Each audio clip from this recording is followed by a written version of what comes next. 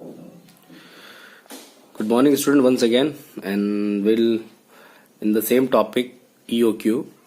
In the previous video, we discussed about what is the concept of EOQ, what is the meaning of EOQ, and in this particular video, we'll discuss how to measure EOQ because it is very important to know the different variables which are used in EOQ, like ordering cost and carrying cost, how to measure order cost, how to measure carrying cost, what is the formula of EOQ. So we'll discuss in this particular video. So let us start. Ordering cost.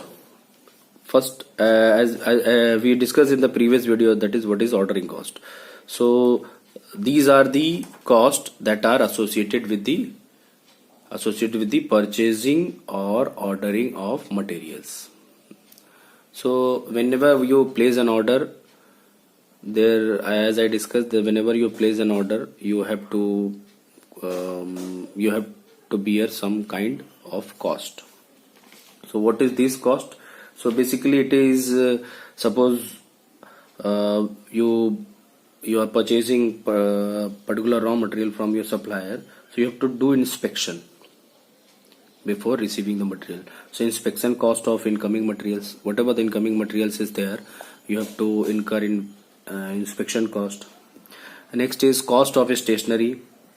Whenever you place an order, you need to have some cost of stationery, your typing, your postages, your telephone charges. So these are the different order cost. Next is, I think it is basically expenses that is incurred on transportation of goods purchased. Whatever you purchase, you have to spend for transportation also. So these are the different ordering cost whenever you place an order, and it could be minimum. Suppose you bought 100 kgs of steel, and if you place order of 200 kg, so it might be possible that the cost would not be so high comparison to 100 kg or 200 kg. If you place order for 200 kg, you will have same amount of stationery, same amount of typing, postages and telephone charges.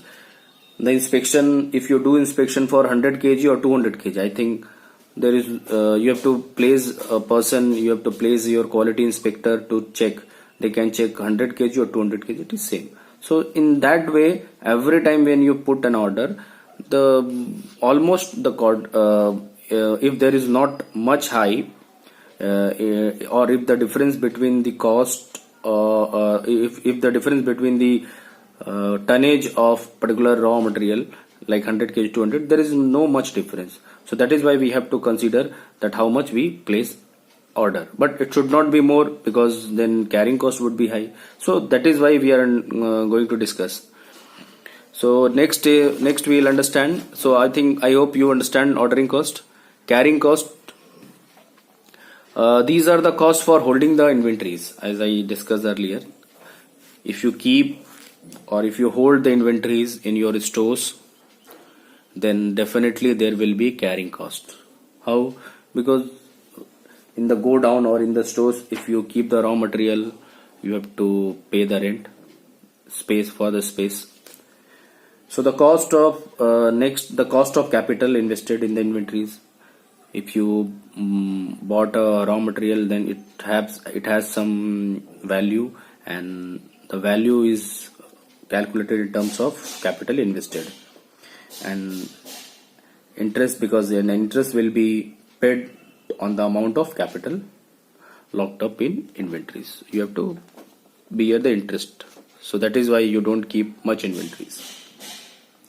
Next could be cost of storage, as I told, cost of storage space, which could have been because if you kept the raw material, which you have kept the raw material in store, which can be used for other purposes, so it has some cost. Insurance cost, every time when you purchase material, you have to do insurance, so insurance cost is also there. Even that cost of spoilage in handling of material, if because every time you handle the material, if you purchase or if you keep more inventory, you have to take care of the quality of the materials, and there might be a chance of spoilage or damages, etc. So these are the inventory carrying cost. Sometime if the raw material is very the inventory of raw material is high, then after some time its quality gets deteriorate, which is also some kind of cost. So all these are carrying cost. So I think you understand it clearly what is ordering cost and what is carrying cost. Now let us understand with this particular graph. This is basically the graph of EOQ, how much we purchase after keeping the inventory carrying cost and or holding cost or ordering cost. So this is the graph of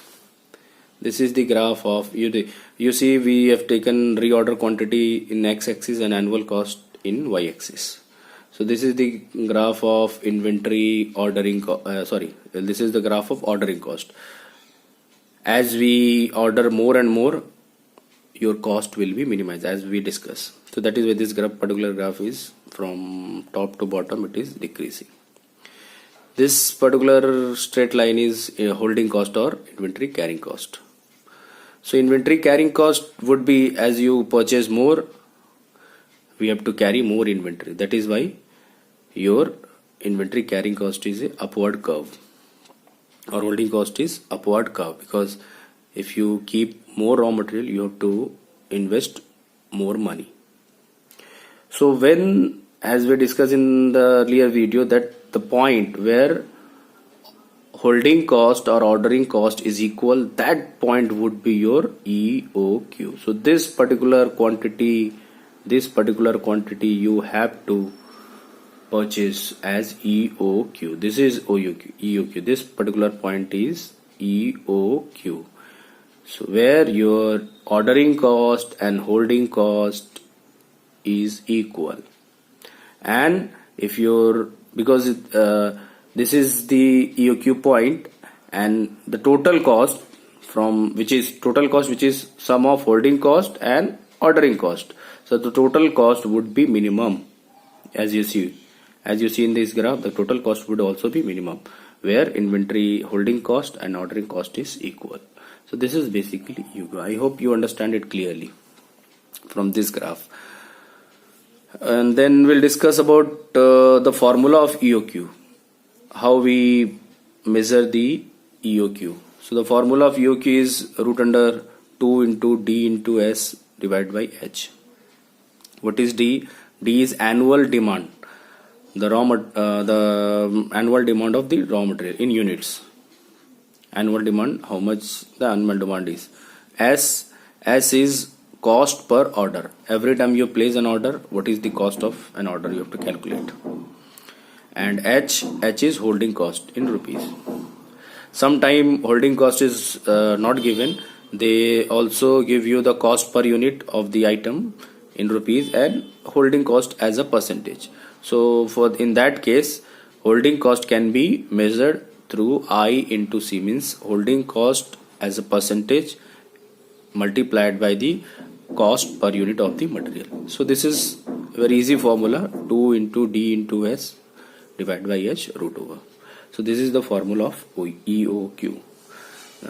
The students, I hope you all will understand it. You all have understood it clearly, and if you don't understand, just go through once again, and if you have any doubt, you can just let me know.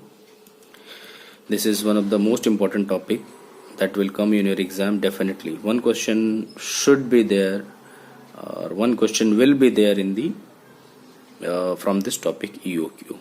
So thank you very much.